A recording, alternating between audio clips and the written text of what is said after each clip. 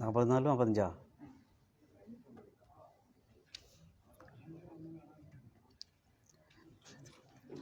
أعوذ بالله من الشيطان الرجيم بسم الله الرحمن الرحيم يقلب الله الليل والنهار إن في ذلك لعبرة لأولي الأبصار والله خلق كل دابة من ماء فمنهم من يمشي على بطنه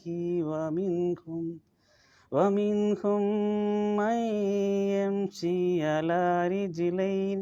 على رجلين ومنهم من يمشي على أربع يخلق الله ما يشاء إن الله على كل شيء قدير.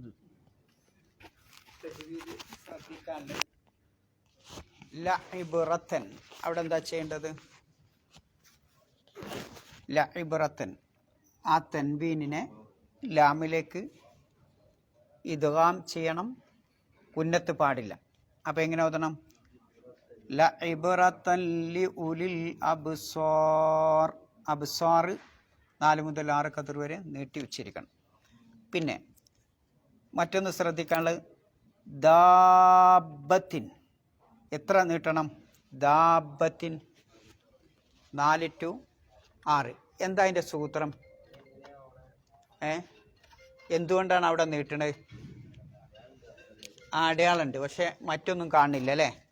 നോക്കിയോളിട്ടോ. ദാബത്തിന്നുള്ളത് ദാബത്തിന്ന ഈ ബാവും ഈ ഫത്ത ഈ ഹർക്കത്തുള്ള ബാവും ഈ ബാവും എന്നതായ അതാണ് ബ ആയത്. അപ്പോൾ ഇവിടെ എന്താ? സുക്കൂന്. അലിഫ്, വാവ്, യാ എന്നീ അക്ഷരങ്ങൾക്കുള്ള ശേഷം സുക്കൂനുള്ള അക്ഷരം വരിക. ഇവിടെ ബ് സുക്കൂനുള്ള നിർബന്ധമായിട്ട് എന്ത് ചെയ്യണം? 4 മുതൽ 6 ഖദർ വരെ നീട്ടിക്കൊള്ളണം എന്നാ നിർബന്ധമാണ് അവിടെ. അപ്പം എങ്ങനെ ഓതണം?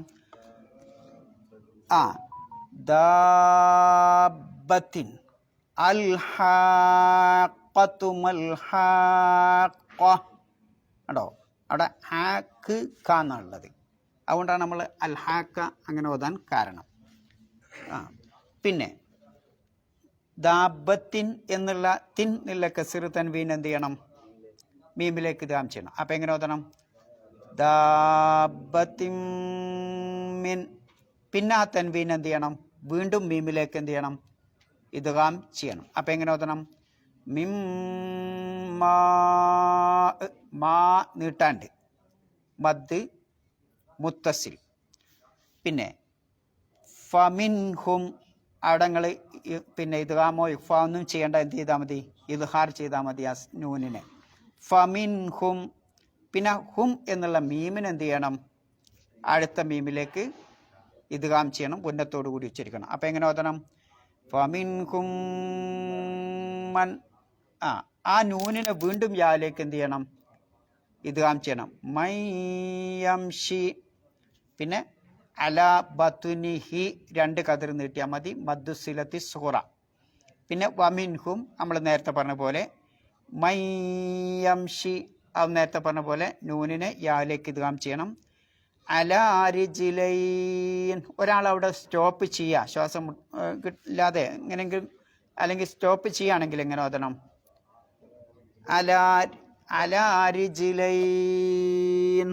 അതിനാണ് മദ്ദുല്ലീൻ. ഒരു വിമാനം ലാൻഡ് ചെയ്യുമ്പോൾ ഉണ്ടാവണ ഇങ്ങനെ സാവധാനം ഇറങ്ങി വരണം. അപ്പോൾ അല റിജ്ലൈൻ ലീലാഫി ഖുറൈശ് ഉണ്ടല്ലേ? അതാണ് മദ്ദുല്ലീൻ എന്ന് പറയുന്നത്. ഇനി നിങ്ങൾ അവിടെ സ്റ്റോപ്പ് ഇല്ല, അവിടെ നിങ്ങൾ സ്റ്റോപ്പ് ചെയ്യണില്ലെങ്കിൽ അങ്ങനെ ഉച്ചരിക്കേണ്ട ആവശ്യമില്ല. അപ്പം എങ്ങനെ ഓതണം? അലാ റിജ്ലൈനി വമിൻഹും. അങ്ങനെ ഓതിയാൽ മതി. അലാ റിജ്ലൈനി വമിൻഹും. സ്റ്റോപ്പ് ചെയ്യുകയാണെങ്കിൽ മാത്രം മദ്ദുല്ലീനാക്കിയാൽ മതി. പിന്നെ മൈ വമിൻഹും എന്നുള്ള മീമിനെ അടുത്ത മീമിലേക്ക് എന്ത് ചെയ്യണം? ഇദ്ഗാം ചെയ്യണം. വമിൻഹും മൻ, ആ നൂനിനെ വീണ്ടും നേരത്തെ പറഞ്ഞ പോലെ മയ്യംഷി. പിന്നെ അല അർബ ഉണ്ടോ? അല അവിടെ നീട്ടണം. അതിൻ്റെ പേരെന്താണ്? മദ് മുംഫസിൽ. മദ് മുംഫസിൽ നീട്ടണം. പക്ഷേ ഹുക്മ എന്താണെന്ന് വെച്ചാൽ ജവാസാണ്. പിന്നെ യഖ്ലുഖുല്ലാഹു മാ യശാ, അവിടെ യശാ എന്ത് ചെയ്യണം? നീട്ടണം. 4 മുതൽ 6 ഖദർ വരെ. അതിൻ്റെ പേര് മദ് മുത്തസിൽ. ഹുക്മ് വുജൂബാണ്. പിന്നെ ഇന്നല്ലാഹ, ഒക്കെ നമ്മൾ നേരത്തെ പഠിച്ച ഈ ഉച്ചരിക്കണം. നൂനിനെ ഉന്നത്തോടു കൂടി ഉച്ചരിക്കണം. അള്ളാഹ് എന്ന് തഫ്ഹീമാക്കി പറയണം. അലാ കുല്ലി ഷൈഇൻ, അവിടെ എന്ത് ചെയ്യണം? ഷൈഇൻ ഇഖ്ഫാ ചെയ്യണം. ഷൈഇൻ ഖദീർ. പിന്നെ ആ 2 ആയത്തൊന്ന് ഓതി വെക്കാനേ. അഊദു ബില്ലാഹ്.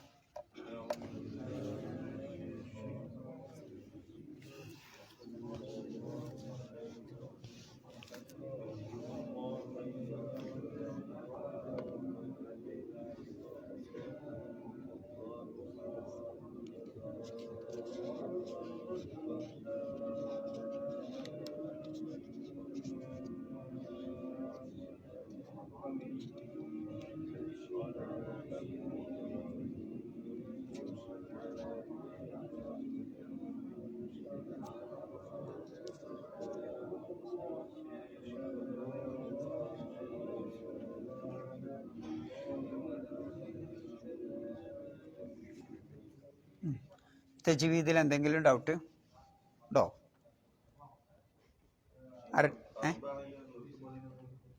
അർബ, ആ സുക്കൂൻമൽ നിർത്താം.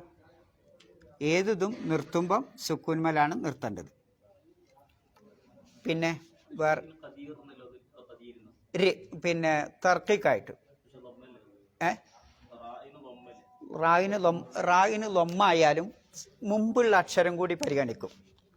ഈ തർക്കീക്കാക്കണടുത്ത് പിന്നെ 5 കാറ്റഗറി ഉണ്ട്. 5 കാറ്റഗറിയിൽ ഒന്ന് റായിന് അവിടെ ലൊമ്മാണെങ്കിലും നമ്മളവിടെ കൊണ്ടുപോയി വെക്കണം. എങ്ങനെ? എന്നല്ലേ. വഖഫ് ചെയ്യുമ്പോൾ എങ്ങനെ വെക്കുക? ബിസ്മില്ലാഹിർ റഹ്മാനിർ റഹീമി എന്നല്ലേ ഖുർആനിലുള്ളത് അല്ലേ? നമ്മൾ വഖഫ് ചെയ്യുമ്പോൾ എങ്ങനെ ഓതുന്നത്? ബിസ്മില്ലാഹിർ റഹ്മാനി റഹീം. അപ്പോൾ ആ വഖഫ് ചെയ്യണ സുക്കൂൻ അവിടെ ഉണ്ട്, ഓൾറെഡി ഉണ്ട്. പുറമെ എന്തുണ്ട്? മുമ്പത്തെ അക്ഷരത്തിന് കസ്റുണ്ട്. അതുകൊണ്ട് ഖബീർ ഖദീർ എന്നാണ് വെക്കുക. എന്നാ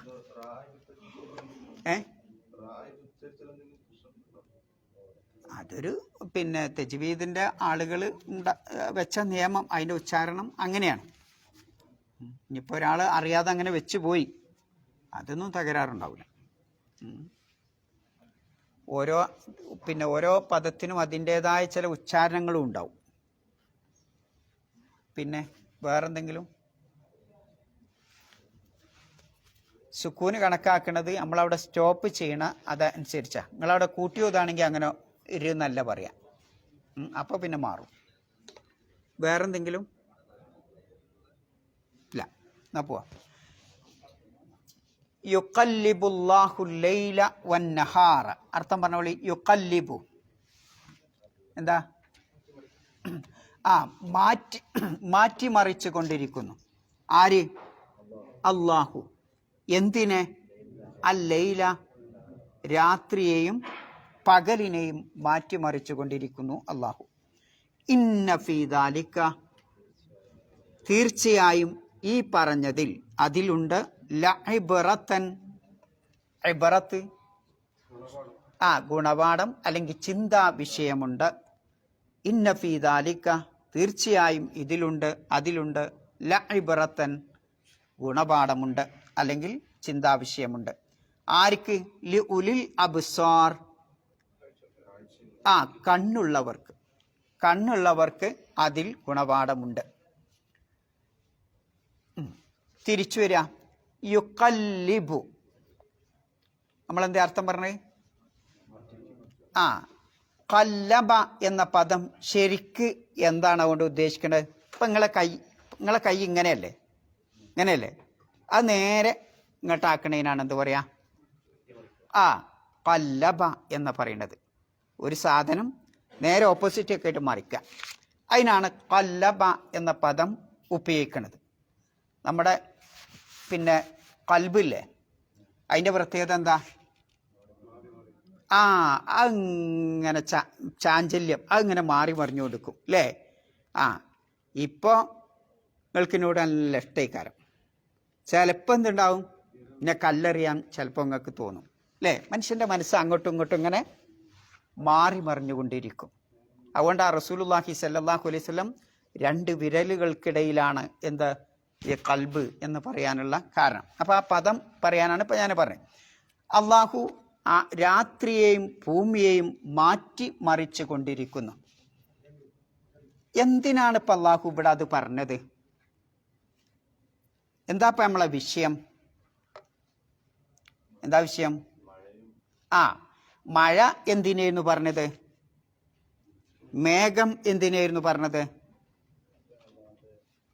ഈ വിശുദ്ധ ഖുർആൻ അള്ളാഹുവിങ്കിൽ നിന്നുള്ളതാണ് എന്നതിനും ഈ ജീവിതത്തിന് ശേഷം മറ്റൊരു ജീവിതമുണ്ട് എന്നതിനും അള്ളാഹു ഇതുവരെ പറഞ്ഞ അള്ളാഹുവിൻ്റെ ഹുക്കുമുകൾ നിങ്ങൾ പാലിക്കാൻ ബാധ്യസ്ഥരാണ് എന്നതിനുമാണ് അള്ളാഹു പിന്നെ ഈ തെളിവുകളൊക്കെ കൊണ്ടുവരുന്നത്. അപ്പോൾ ഇതൊക്കെ പ്രാപഞ്ചിക ദൃഷ്ടാന്തങ്ങളിൽപ്പെട്ട തന്നെയാണ്. മേഘം ആദ്യം കുറേ മുകളിലുള്ള കാര്യം പറഞ്ഞു, മുകളിലുള്ള പ്രാപഞ്ചിക ദൃഷ്ടാന്തങ്ങളെപ്പറ്റി പറഞ്ഞു, മേഘം പോലുള്ള കാര്യങ്ങൾ പറഞ്ഞു. പിന്നെ സമുദ്രത്തിലെ കുറേ കാര്യങ്ങളൊക്കെ പറഞ്ഞു. എന്നിട്ട് അള്ളാഹ് പറയാ യുക്കല്ലിബുല്ലാഹു ലൈല വന്നഹാർ. നമ്മൾ നിത്യവും കണ്ടുകൊണ്ടിരിക്കുന്ന ഒരു കാര്യമാണിത്, രാപ്പകലുകൾ മാറി വരിക എന്നുള്ളത്. അപ്പം അതിനെപ്പറ്റി ചിന്തിക്കാനാണ് അള്ളാഹു സുബ്ഹാനഹു വ തആല ഇവിടെ നമ്മെ പഠിപ്പിക്കുന്നത്. ഇനി നോക്കൂ നിങ്ങൾ, രാപ്പകലുകൾ മാറി വരുന്നത് അതുകൊണ്ട് നമുക്ക് എന്താ കിട്ടണത്? എങ്ങനെ രാവും പകലും ഉണ്ടാവുന്നത്? എങ്ങനെ രാവും പകലും ഉണ്ടാവുന്നത്? എപ്പോഴാപ്പം നമുക്ക് പകലാവണത്? എപ്പോഴാപ്പം നമുക്ക് രാവാവണത്? ഭൂമി കറങ്ങി പിന്നെ സൂര്യൻ്റെ ആ വെളിച്ചം അത് ഒരു ഭാഗത്തുണ്ടാവില്ല, മറ്റൊരു ഭാഗത്തുണ്ടാവും അല്ലേ? അപ്പം ആ വെളിച്ചത്തെ തടയാണ് ശരിക്ക്. ആ ഭാഗം നമുക്ക് പകലായിട്ടും മറ്റൊരു ഭാഗം രാത്രിയായിട്ടും നമുക്ക് അനുഭവപ്പെടുകയാണ്. അതാണല്ലോ അല്ലേ? അപ്പം യുക്കല്ലിബുല്ലാഹു ലൈല വന്നഹാർ, ഈ കാര്യത്തെ എന്ന് പറഞ്ഞാൽ അള്ളാഹു സുബ്ഹാനഹു വ തആല ഇവിടെ ആദ്യം പറഞ്ഞത് എന്താ? രാത്രിനെ പറ്റിയാ അല്ലേ? രാവിനെ പറ്റിയാ. പിന്നെയാണ് എന്ത് പറയുന്നത്? പകൽ പറയുന്നത്. വിശുദ്ധ ഖുർആൻ പരിശോധിച്ച് നോക്കിയാൽ 100-ലധികം പ്രാവശ്യം അള്ളാഹു സുബ്ഹാനഹു വ തആല ഈ പ്രാപഞ്ചിക ദൃഷ്ടാന്തമാകുന്ന രാവിനെയും പകലിനെയും പറഞ്ഞു കാണാം. അധികവും രാവിനെയാണ് പലയിടത്തും പറഞ്ഞിട്ടുള്ളത്. അതിൻ്റെ കൂടെ തന്നെ എന്തും പറഞ്ഞു കാണാം? പകലും പറഞ്ഞു കാണാം. ഈ രാവും പകലും അള്ളാഹു നമുക്ക് ചെയ്തു തന്ന ഒരു മഹാ അനുഗ്രഹമാണ്. അത് മാത്രമല്ല, അള്ളാഹുവിൻ്റെ മഹത്തായ ദൃഷ്ടാന്തങ്ങളിൽപ്പെട്ട 2 ദൃഷ്ടാന്തമാണ് ഇത് രാവും പകലും മാറി വരിക എന്നുള്ളത്. ഇത് മാറി വരാതെ എന്നും പകലാണെങ്കിൽ, സൂറത്ത് ഖസസിൽ അള്ളാഹു തആല സൂചിപ്പിക്കുന്നുണ്ട്, എന്നും രാത്രിയാണെങ്കിൽ നമുക്കിവിടെ ജീവിക്കാൻ പറ്റുമോ? ഇല്ല, ജീവിതം ദുസ്സഹമാവും. എന്നും പകലാണെങ്കിലോ അപ്പോഴും ജീവിതം ദുസ്സഹമാവും അല്ലേ? പിന്നെ അതുകൊണ്ട് തന്നെ അള്ളാഹു ചെയ്തു തന്ന ഒരു മഹാ അനുഗ്രഹമാണിത് രാത്രിയും പകലും. ഇനി എന്തിനാപ്പ പടച്ചോൻ രാത്രിനെയും പകലിനെയും ഒക്കെ എത്ര 100 പ്രാവശ്യമൊക്കെ പറഞ്ഞത്? 1-2 പ്രാവശ്യം പറഞ്ഞാൽ പോരെ? 100 പ്രാവശ്യമൊക്കെ വിശുദ്ധ ഖുർആനിൽ എന്തുകൊണ്ട് ഇത് ആവർത്തിച്ചു? അപ്പോൾ അല്ലാഹു തആല ഏതൊരു കാര്യം ആവർത്തിച്ച് പറയുന്നുവോ അതിൽ നമുക്കൊരുപാട് ചിന്താവിഷയം ഉണ്ടാവും, ഒരുപാട് കാര്യങ്ങൾ നമുക്ക് പഠിക്കാനുണ്ടാവും. ഇനി നോക്കൂ നിങ്ങൾ, എന്താ ഇപ്പം രാത്രി കൊണ്ട് മനുഷ്യരായ നമുക്ക്, അല്ലെങ്കിൽ ജന്തുജാലങ്ങളിൽപ്പെട്ട മനുഷ്യരായ നമുക്ക് എന്ത് ഉപകാരമാണ് ഈ രാത്രി കൊണ്ട് ഉണ്ടാവുന്നത്? എന്താ അപ്പം നമുക്ക് അതുകൊണ്ട് കിട്ടണത്? രാത്രി കൊണ്ട് നിങ്ങളെ ഭാഷയിൽ എന്തൊക്കെയാണ് കിട്ടണമെന്ന് പറഞ്ഞാണ്?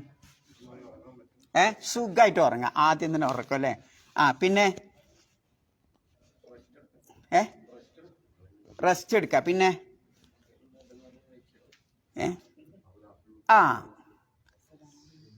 രാത്രിയാണ് നമ്മുടെ ശരീരത്തിലെ തലച്ചോറിൻ്റെ ഒരു പ്രത്യേക ഭാഗമുണ്ട്.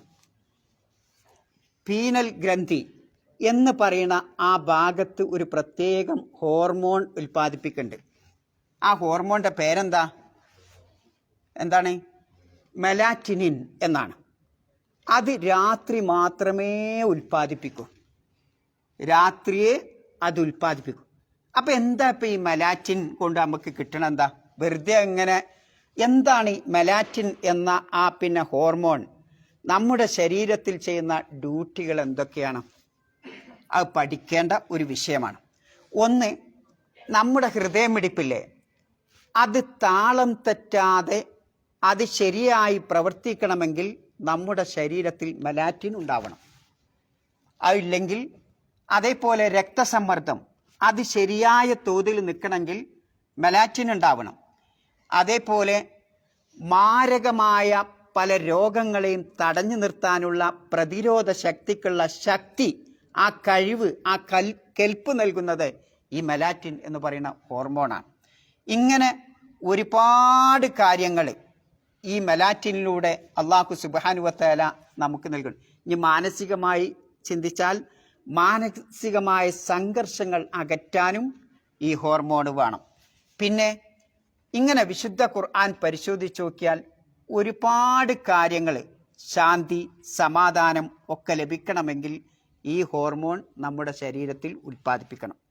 അപ്പോൾ ഇത് ഉൽപ്പാദിപ്പിക്കുന്നതുമായി മനുഷ്യന് ഒരുപാട് ബന്ധങ്ങൾ, മനുഷ്യൻ്റെ സുഗമമായ ജീവിതത്തിന് ഒരുപാട് ബന്ധങ്ങൾ ഈ രാത്രിയുമായിട്ട് ഉണ്ട് എന്നുള്ളതാണ്.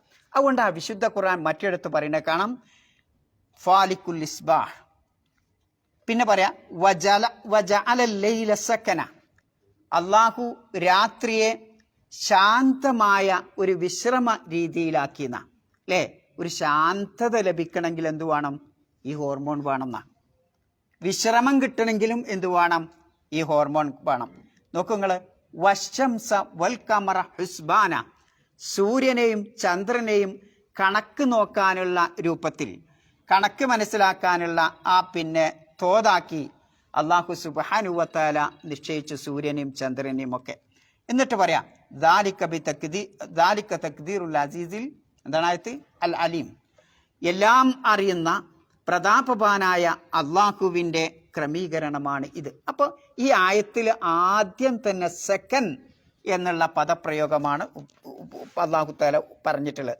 അപ്പോൾ ശരിയായ സമാധാനം കിട്ടണമെങ്കിൽ, ഒരു ശാന്തത ലഭിക്കണമെങ്കിൽ, അങ്ങനെയുള്ള റാഹത്ത് ലഭിക്കണമെങ്കിൽ നമ്മുടെ ശരീരത്തിൽ ഈ ഹോർമോൺ ഉൽപ്പാദിപ്പിക്കണം. ഈ ഹോർമോൺ ഇല്ല എങ്കിൽ എന്തുണ്ടാവില്ല? ഒരുപാട് പ്രതിരോധ ശക്തിയൊക്കെ നഷ്ടപ്പെട്ട് നമുക്ക് എന്തുണ്ടാവും? എപ്പോഴും അസ്വസ്ഥത ഉണ്ടാവും. ആലോചിച്ച് നോക്കുങ്ങൾ. അപ്പം രാത്രിയും മനുഷ്യൻ്റെ മസ്തിഷ്കവുമായി വളരെ ബന്ധം, വലിയ അഭേദ്യമായ ബന്ധമാണ് ഉള്ളത്. അതുകൊണ്ട് തന്നെയാണ് അള്ളാഹു സുബ്ഹാനഹു വ തആല എന്ത് പറഞ്ഞത്?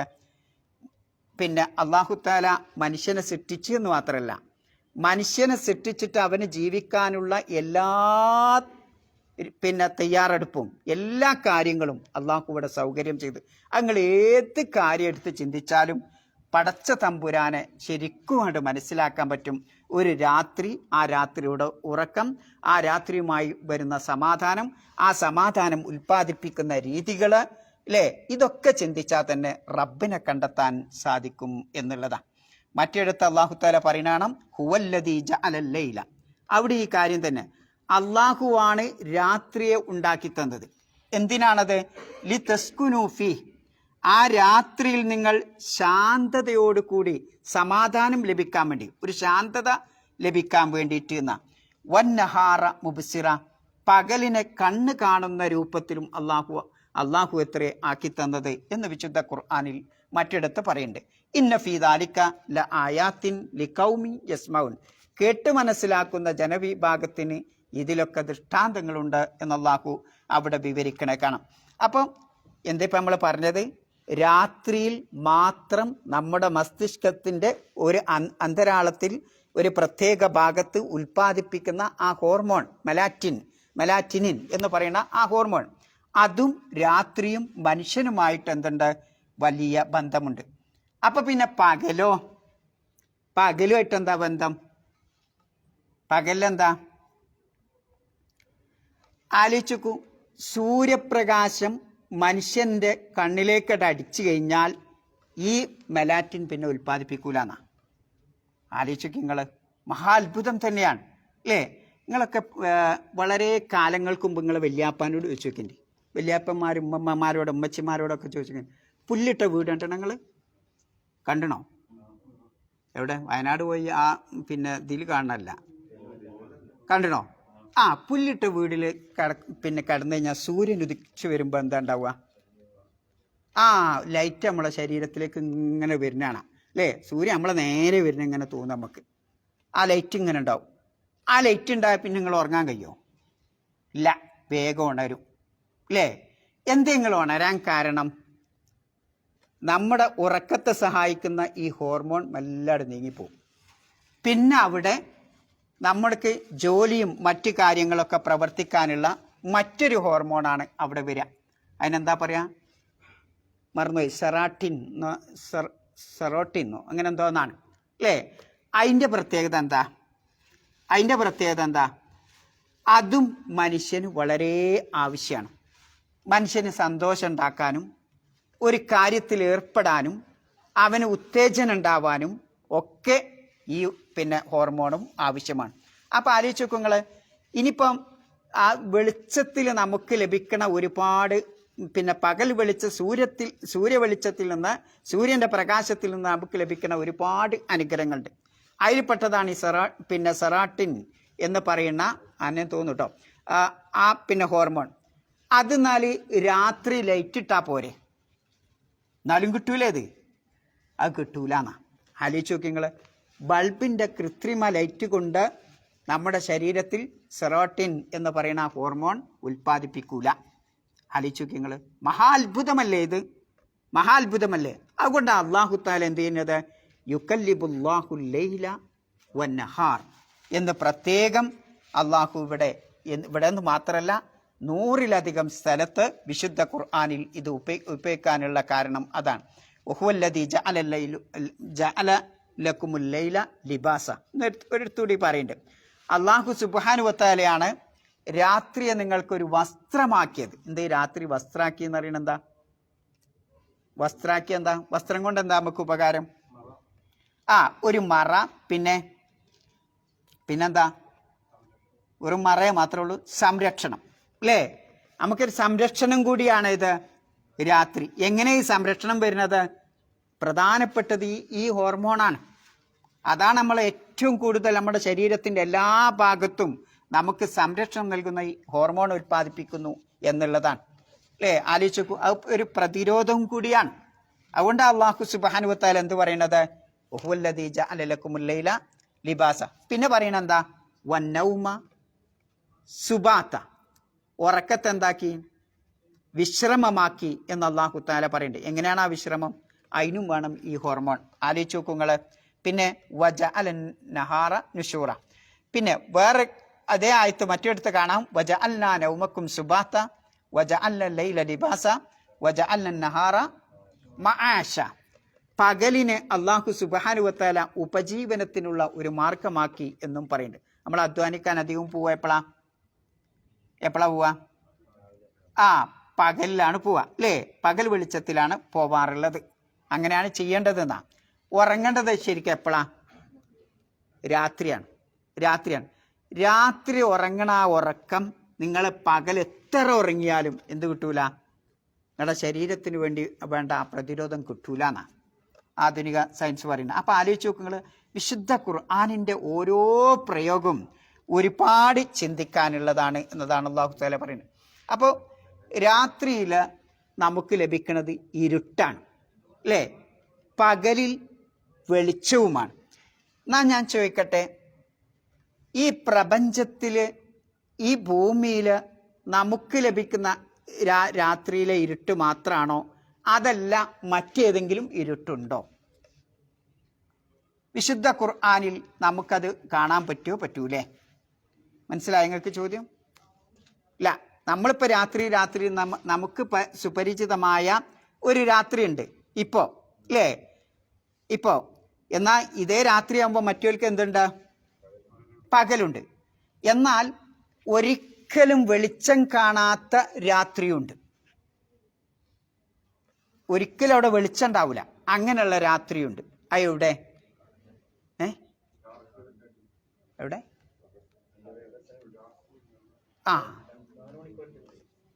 4 മണിക്കൂർ 5 ഒരിക്കലും അവിടെ ആ സാധനം തന്നെ ഉണ്ടാവില്ല. ഞങ്ങൾ കഴിഞ്ഞ ആഴ്ച പറഞ്ഞു, മുകളിലോട്ട് പോയാൽ എന്തുണ്ട്? വായുവിൻ്റെ വീതി കഴിഞ്ഞാൽ പിന്നെ എന്തില്ല? വെളിച്ചില്ല. അവിടെ ഇന്നും ഇരുട്ടാ. നമ്മെ സംബന്ധിച്ചിടത്തോളം അവിടെ ഇന്നും ഇരുട്ടാ. തായോട്ട് കടലിലേക്ക് ഇറങ്ങിപ്പോയാൽ 200 മീറ്റർ കഴിഞ്ഞാൽ പിന്നെ എന്തില്ല? വെളിച്ചില്ല. അപ്പം അത് രാത്രിയല്ലേ? രാത്രിയാണ്. അവരെ സംബന്ധിച്ചിടത്തോളം ഇരുട്ടാണത്, എന്നും ഇരുട്ട്. അപ്പോൾ നമുക്ക് അല്ലാഹു സുബ്ഹാനഹു വ തആല ഈ ഭൂമിയിൽ പിന്നെ ഉണ്ടാക്കി വെച്ച് സംവിധാനിച്ച് തന്ന ഒരു ഇരുട്ടുണ്ട്. അത് നമുക്ക് സുപരിചിതമാണ്. അത് ഏകദേശം സമയം കഴിഞ്ഞാൽ പിന്നെ വെളിച്ചം വരും. എന്നാൽ ഒരിക്കലും വെളിച്ചം വരാത്ത സ്ഥലങ്ങളുണ്ട്. അതിന് ഖുർആനിൽ എന്തെങ്കിലും തെളിവ്? അപ്പം 2 രാത്രിയുണ്ട്, അല്ലേ? നമുക്ക് സുപരിചിതമായ രാത്രിയും ഒരിക്കലും വെളിച്ചം ലഭിക്കാത്ത എന്നെന്നും ക്രൂരിരുട്ടായ ആ രാത്രിയുമുണ്ട്. അതിന് ഖുർആനിൽ എന്തെങ്കിലും തെളിവുണ്ടോ? ഇങ്ങനെ ഒരു രാത്രി ഉണ്ട് എന്ന് ആരെങ്കിലും തെളിയിച്ചണോ? ഇപ്പം അടുത്ത കാലത്ത് ശാസ്ത്രലോകം അങ്ങനെ പറഞ്ഞത്. ഈ 19-ാം നൂറ്റാണ്ടിലാണ് അങ്ങനെ പറഞ്ഞത്, ഇങ്ങനെ 2 രാത്രി ഉണ്ട് എന്ന്. എന്നാ ഖുർആൻ നിങ്ങളൊന്ന് ആലോചിച്ച് നോക്കൂ. ഖുർആൻ പലയിടത്തും അത് പറയുന്നത് കാണാം. ഒന്ന്, അൻതും അശദ്ദു ഖൽക, സൃഷ്ടിക്കപ്പെടാൻ ഏറ്റവും പ്രയാസം നിങ്ങളാണോ? അല്ലാഹ് ചോദിക്കണം. അൻതും, നിങ്ങളാണോ അശദ്ദു ഖൽക, സൃഷ്ടിക്കപ്പെടാൻ ഏറ്റവും പ്രയാസമുള്ളത്? അമിസ്സമാഉ ബനാഅ, അതല്ല ആകാശത്തെയാണോ? ബനാഹ, ആ ആകാശത്തെ നാം അല്ലാഹു തആല പണിതു. എന്നിട്ട് പറയാ റഫഅ സംകഹ, ആ ആകാശത്തിൻ്റെ വിധാനത്തെ അല്ലാഹു ഉയർത്തി. ഫസവ്വാഹ, എന്നിട്ട് അതിനെ ശരിപ്പെടുത്തി. എന്നിട്ട് പറയുന്ന പ്രയോഗം നോക്കി നിങ്ങൾ. വ അഗ്തശ ലൈലഹ, വ അഗ്തശ ലൈലഹ. എന്താ അഗ്തശ എന്ന് പറഞ്ഞാൽ? മനസ്സിലായില്ല? അഗ്തശ, ഇരുട്ടാക്കി. ഇരുട്ടാക്കി. എന്തിനെ ഇരുട്ടാക്കി? ലൈല, രാത്രി. ഹ, ഏതിൻ്റെ രാത്രിയെ? ഏതിൻ്റെ രാത്രിയെ? അതാണ് അവിടെ ശ്രദ്ധിക്കാനുള്ളത്. മനസ്സിലാവുണ്ടെങ്കിൽ ഇതൊക്കെ. അഗ്തശ എന്ന് പറഞ്ഞാൽ അഗ്തശ, ഇരുട്ടാക്കി. പിന്നെ പറയുന്നത് ലൈല്, രാത്രി. ഹ, അതുണ്ടെന്നു. അതിൻ്റെ രാത്രിയെ. ഏതിൻ്റെ രാത്രിയെ? ഏതിൻ്റെ രാത്രിയെ? അല്ല, അതാണ് ചിന്താവിഷയം. നേരെ മുമ്പ് പറഞ്ഞ എന്താ? അമിസ്സമാഉ ബനാഹ. നിങ്ങളെ സൃഷ്ടിക്കലാണോ ഏറ്റവും പ്രയാസമുള്ളത്? അതല്ല ആകാശമാണോ? ബനാഹ, ആ ആകാശത്തെ അല്ലാഹു ഉണ്ടാക്കിയില്ലേ? ഉണ്ടാക്കി. പിന്നെ പറയുന്നത് റഫഅ സംകഹ. ഹ ആരാണ്? ആകാശം. ആകാശത്തിൻ്റെ വിധാനത്തെ അല്ലാഹു ഉയർത്തി. എന്നിട്ട് ഫ സവ്വാഹ, ആകാശത്തെ അല്ലാഹു ശരിപ്പെടുത്തി. പിന്നെ പറയാ വ അഗ്തശ ലൈലഹ, ആകാശത്തിൻ്റെ രാത്രി. എന്താ അപ്പം ആകാശത്തിന് വേറെ രാത്രി ഉണ്ടോ? അതാണ് മുകളിലോട്ട് പോകുമ്പോൾ എന്തുണ്ട്? അവിടെ എന്നും ഇരുട്ടാ. മനസ്സിലായ നിങ്ങൾക്ക്? അത് വിശുദ്ധ ഖുർആനിൻ്റെ ഈ ആയത്ത് പിടിച്ചുകൊണ്ട് ശാസ്ത്രലോകം മേപ്പിട്ട് നോക്കാപ്പെന്ന് ഇപ്പം കണ്ടുപിടിച്ചിട്ട് അത് ഖുർആനിലുണ്ടോ? പക്ഷേ നബി സല്ലല്ലാഹു അലൈഹി വസല്ലമയുടെ കാലഘട്ടത്തിൽ ഇങ്ങനെ പോയാൽ അവിടെ ഇരുട്ടാണെന്ന് അവർക്ക് അറിയാമായിരുന്നോ? ഇല്ല, അല്ലേ? അപ്പം ശാസ്ത്രലോകത്തിൻ്റെ ഏത് കണ്ടുപിടുത്തവും, എന്ത് ഇക്തിശാഫാത്തായാലും, എന്ത് കാര്യങ്ങളായാലും അവിടെയൊക്കെ വിശുദ്ധ ഖുർആനിൻ്റെ ആയത്തുകൾക്കിടയിൽ ഈ സത്യം പിന്നെ ഉറങ്ങിക്കിടക്കണ കാണാം. പക്ഷെ നമ്മൾ പുറത്തേക്ക് കൊണ്ടുവരാം. അപ്പം നമുക്ക് അറിവുകളും വിജ്ഞാനവും അതേപോലെ ഒക്കെ കൂടുന്തോറും അതിൻ്റെ മേഖല കൂടുന്തോറും വിശുദ്ധ ഖുർആനിൻ്റെ അമാനുഷികത നമുക്ക് കൂടുതൽ മനസ്സിലാക്കാൻ സാധിക്കും. അപ്പോൾ ഇന്നിപ്പോൾ പറയുന്നത് അങ്ങനെയാണ്. രാത്രി എന്ന് പറഞ്ഞാൽ നമുക്ക് സുപരിചിതമായ രാത്രി ഉണ്ട്, അത് ഖുർആനിൽ പറഞ്ഞിട്ടുണ്ട്. അതാണ് ഏത് ഖുർആനിൽ പറഞ്ഞത്? ഹുവല്ലദീ ജഅല ലക്കുമുൽ ലൈല ലിബാസ, അങ്ങനെ തന്നെയല്ലേ? രാത്രിയെ നിങ്ങൾക്ക് ലിബാസാക്കി തന്നു എന്നൊക്കെ പറഞ്ഞിട്ടുള്ള അങ്ങനത്തെ ആയത്തുകളില്ലേ, അത് നമുക്ക് സുപരിചിതമായ രാത്രിയാണ്. ഇവിടെ അങ്ങനെയല്ല അള്ളാഹ് പറഞ്ഞത്. ആകാശത്തോട് പിന്നെ ഇലാഫത്ത് ചെയ്തുകൊണ്ട് അറ്റാച്ച് ചെയ്തുകൊണ്ടാണ് അള്ളാഹു പറയുന്നത്. അപ്പം ആകാശത്തിൻ്റെ ആ രാത്രി എന്നും ഇരുട്ടാണ്. നിങ്ങൾ ആരെങ്കിലും പണ്ട് കേട്ടീനോ? ഇല്ല. എന്നാ ഒന്ന് അന്വേഷിച്ച് നോക്കേണ്ടി.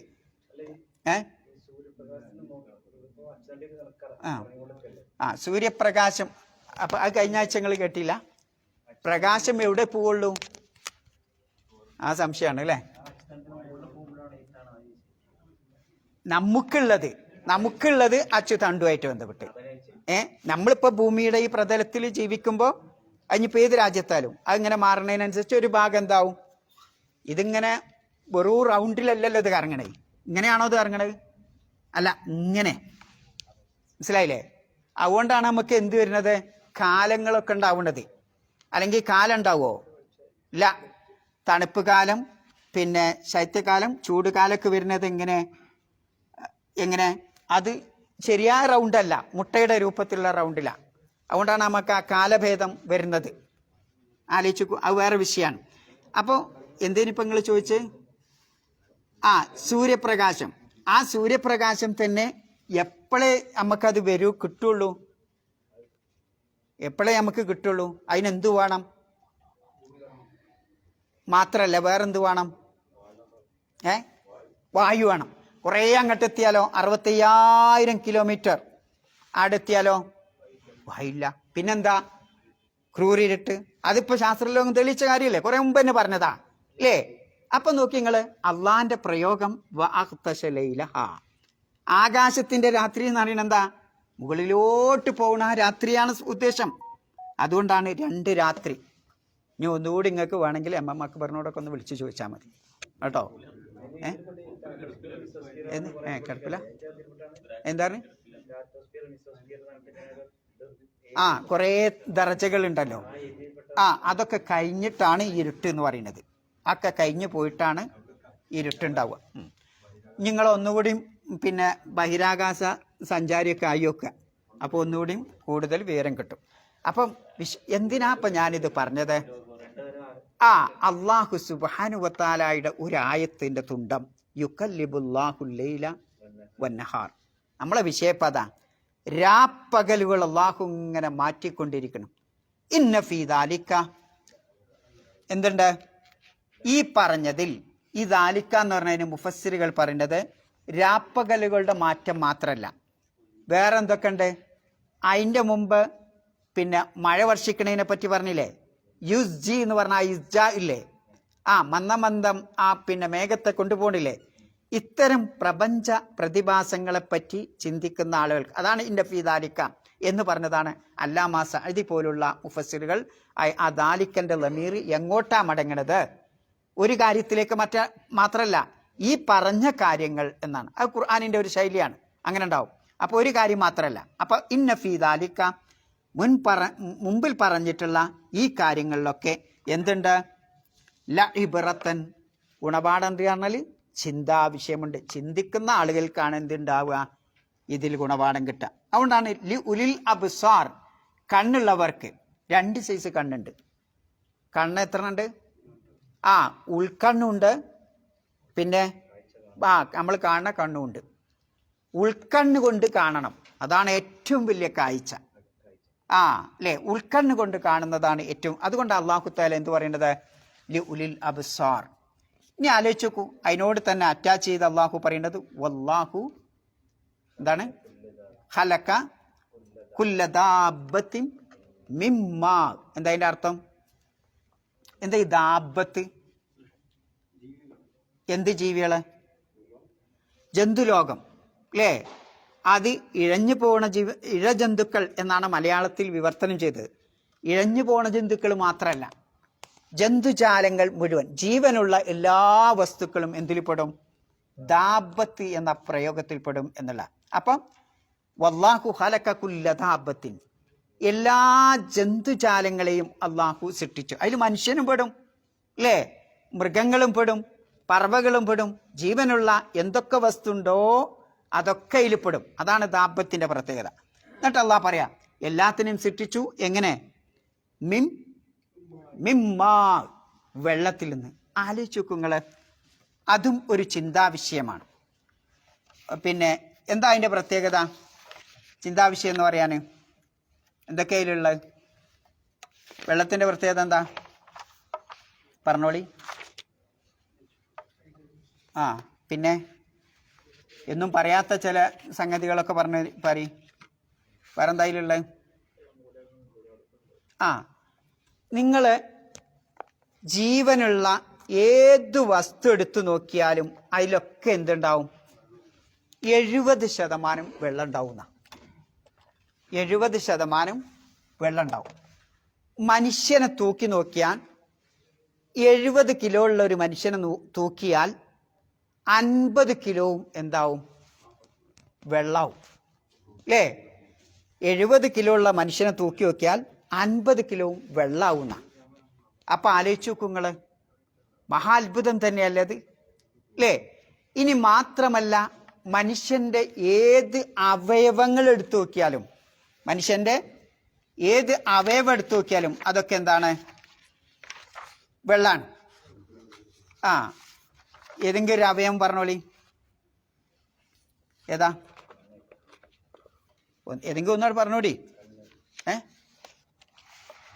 കണ്ണ് മാത്രമേ ഉള്ളൂ. പിന്നെ കണ്ണ്, മൂക്ക്, പിന്നെ പിന്നെ കൈ, കാല്. എന്നാ നോക്കുക, മനുഷ്യന്റെ തലച്ചോറ്. ആ തലച്ചോറ് എന്ന് പറയുന്നത് ഒരുപാട്, മനുഷ്യൻ എന്ന് പറയുന്നത് എന്താ? ഒരുപാട് സെല്ലുകളാണ്, ഒരുപാട് കോശങ്ങളെ കൊണ്ട് നിർമ്മിതമാണ് മനുഷ്യ ശരീരം, അല്ലേ?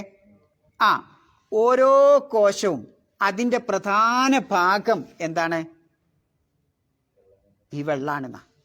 അപ്പം ആലോചിച്ച് നോക്കൂ നിങ്ങൾ, ഓരോ കോശവും അതിൻ്റെ മില്യൺ കോശങ്ങളാൽ നിർമ്മിക്കപ്പെട്ടതാണ് മനുഷ്യൻ അപ്പം ആ കോശത്തിൻ്റെ പ്രധാന ഘടകം എന്ന് പറയുന്നത് വെള്ളമാണ്. ഇനി നിങ്ങൾ ഏത് പിന്നെ എന്ത് വസ്തു ആവട്ടെ, ജീവനുള്ള ഏത് വസ്തു ആവട്ടെ, അതൊക്കെ അള്ളാഹു സുബ്ഹാനഹു വ തആല ഈ വെള്ളത്തിൽ നിന്നാണ് അതിൻ്റെയൊക്കെ പ്രധാന ഭാഗം. അപ്പോൾ മനുഷ്യന്റെ ഓരോ അവയവങ്ങൾ പ്രവർത്തിക്കണമെങ്കിലും എന്തു വേണം? വെള്ളം വളരെ അത്യാവശ്യമാണ്. വെള്ളമില്ലെങ്കിൽ, ഇപ്പം ഞാനിപ്പോൾ ഒരു ഗ്ലാസ് ഇങ്ങനെ പിടിക്കണം എന്ന് കൂട്ടുക, അല്ലേ? ഇതൊക്കെ സന്ധികളല്ലേ? ഇതൊക്കെ സന്ധികളാണ്, ഇതൊരു സന്ധിയാണ്. ആ സന്ധികളിൽ അള്ളാഹു സുബ്ഹാനഹു വ തആല പിന്നെ കുറേ ദ്രാവകങ്ങൾ, ലായനികൾ, അറബി പറയും സായിൽ എന്ന് പറയും, അവിടെ അള്ളാഹു നിക്ഷേപിച്ച് വെച്ചിട്ടുണ്ട്. ആ സായിൽ എന്താ? വെള്ളാണ്, അല്ലേ? അപ്പൊ ആ വെള്ളമില്ലെങ്കിൽ, ആ സായിലില്ലെങ്കിൽ ഈ കൈ ഇങ്ങനെ മടങ്ങൂല, ആ സന്ധികൾ മടങ്ങൂല. ആലോചിച്ച് നോക്കൂ, നിങ്ങൾക്ക് ചിലപ്പോൾ മുട്ടുവേദന, ഊരവേദന ഒക്കെ ഉണ്ടാവില്ലേ? എന്താ കാരണം? നിങ്ങൾ വെള്ളം കുടിച്ചു നോക്കേണ്ടി, ചിലപ്പോൾ ആ പോവും.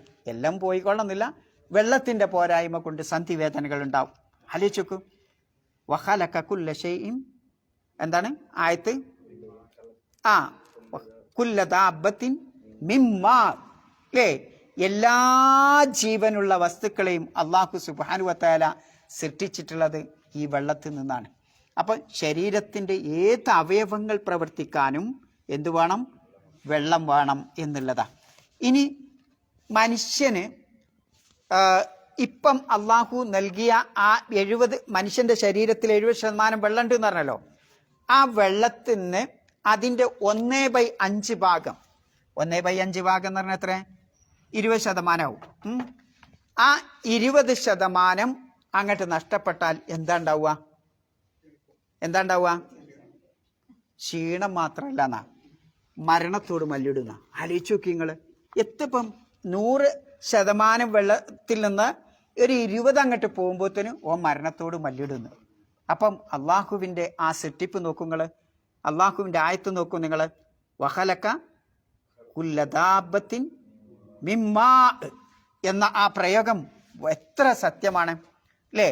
ഇനി നമ്മുടെ ശരീരത്തിൽ ഓരോ കാര്യം, നമ്മളെ രക്തത്തിൽ എന്താ, രക്തം നിലനിൽക്കണം എന്തുകൊണ്ടാ? രക്തം ഓടണമെങ്കിൽ എന്ത് വേണം? വെള്ളം വേണം, അല്ലെങ്കിൽ രക്തം ഓടൂല അല്ലേ? പിന്നെ നമ്മളെ നമ്മുടെ സന്ധികളിലെയും അതേപോലെ ശരീരത്തിൻ്റെ ഏത് ഭാഗങ്ങളും ഒരാൾ മൂത്രം ഒഴിക്കണമെങ്കിൽ എന്ത് വേണം? മൂത്രാട് പുറത്തു പോകണമെങ്കിൽ എന്ത് വേണം? വെള്ളം വേണം. നന്നായി കക്കൂസ് പോകണമെങ്കിൽ എന്ത് വേണം? നമ്മളെ വേസ്റ്റൊക്കെ ഒഴിവാക്കണമെങ്കിൽ എന്ത് വേണം? വെള്ളം വേണം. അതുകൊണ്ടാണ് രാവിലെ തന്നെ വെള്ളമൊക്കെ കുടിക്കാൻ പറയുന്നത് അല്ലേ? ആലോചിച്ച് നോക്കൂ. ഇങ്ങനെ അങ്ങോട്ട് ചിന്തിച്ചാൽ ആ വെള്ളവും ഇനി മനുഷ്യൻ്റെ ശരീരത്തിൽ നിന്ന് സ്രവിപ്പിക്കുന്ന ഒരുപാട് പിന്നെ സ്രവങ്ങളുണ്ട്. ഏതൊക്കെയാണ്? ഞാൻ ഇപ്പോൾ പറഞ്ഞ മൂത്രം, കാഷ്ടം, ഇങ്ങനെയുള്ള അതിനും അതേപോലെ തന്നെ ഒരു ഉമ്മക്ക് കുഞ്ഞിന് മുല കൊടുക്കാൻ അവിടെ എന്ത് വേണം? സ്ഥലത്തുനിന്ന് പിന്നെ പാല് വരണമെങ്കിൽ എന്ത് വേണം? വെള്ളം വേണം. ആ പാലിലുള്ള ലായനി എന്താണ്? വെള്ളമാണ്. ഇങ്ങനെ എവിടങ്ങൾ ചിന്തിച്ചാലും മനുഷ്യൻ്റെ ശരീരത്തിലെ മുഴുവൻ ഭാഗവും അധികം എന്താണ്? വെള്ളമാണ്. അതുകൊണ്ട് തന്നെ ഇനി ഒരാളുടെ ശരീരത്തിൽ വെള്ളം കുറഞ്ഞാൽ എന്താ ഉണ്ടാവും? മുഖത്ത് നോക്കിയാൽ മനസ്സിലാവും. എങ്ങനെ മനസ്സിലാവുക? എന്താ ഉണ്ടാവുക? മുഖക്കാന്തി ഉണ്ടാവില്ല അല്ലേ? വെള്ളം കൂടി കുറവായാൽ എന്തുണ്ടാവും? മുഖക്കാന്തി ഉണ്ടാവില്ല അല്ലേ? ആലോചിച്ച് നോക്ക് നിങ്ങൾ. എന്തൊക്കെയാണ് റബ്ബ് തമ്പുരാൻ ഈ വെള്ളവുമായിട്ട് മനുഷ്യ ശരീരം ബന്ധിപ്പിച്ചിട്ടുള്ളത്. ഇങ്ങനെയായിട്ട് ആലോചിച്ചാൽ അള്ളാഹു വഖലക കുല്ല ദാബത്തിൻ മിൻ മാ, ആ വെള്ളം എന്ന ദൃഷ്ടാന്തത്തെപ്പറ്റി ചിന്തിക്കുമ്പോൾ തന്നെ റബ്ബിൻ്റെ അപാരമായ കുദറത്ത് നമുക്ക് മനസ്സിലാക്കാൻ പറ്റും. അള്ളാഹു നമുക്ക് നൽകിയിട്ടുള്ള മഹത്തായ അനുഗ്രഹങ്ങൾ നമുക്ക് ശരിക്കും സ്വായത്തമാക്കാൻ പറ്റും, മനസ്സിലാക്കാൻ പറ്റും. അങ്ങനെ ശരിക്ക് മനസ്സിലാക്കിക്കൊണ്ട് അള്ളാഹുവിൻ്റെ നിഅമത്തുകളിലൂടെ അള്ളാഹുവിനെ മനസ്സിലാക്കിക്കൊണ്ട് ആ അള്ളാഹുവിനെ അറിയുമ്പോഴാണ് ആ അള്ളാഹു നാം ആരാധനക്കർഹൻ തന്നെയാണ്. ആ അള്ളാഹു തന്നെയാണ് ഈ വിശുദ്ധ ഖുർആൻ മുഹമ്മദ് നബിക്ക് അവതരിപ്പിച്ചു കൊടുത്തത് എന്ന ആ വസ്തുത, ആ സത്യം, ആ യാഥാർത്ഥ്യം നമുക്ക് ശരിക്കും ഇങ്ങോട്ട് ബോധമാവും. അതിനാണ് അള്ളാഹു സുബ്ഹാനഹു വതആല ഇതുവരെ പറഞ്ഞ ആകാശ പിന്നെ രാപ്പകലുകളുടെ മാറ്റവും അത് തുടർന്നു കൊണ്ട് അള്ളാഹു വെള്ളത്തിൻ്റെ കാര്യവും മാഇൻ്റെ കാര്യമൊക്കെ പറയാനുള്ള കാരണം. നമുക്ക് അടുത്തതിലാക്കല്ലേ. സുബ്ഹാനകല്ലാഹുമ്മ ബിഹംദിക അശ്ഹദു അല്ലാ ഇലാഹ ഇല്ല അൻത അസ്തഗ്ഫിറുക വഅതൂബു ഇലൈക്.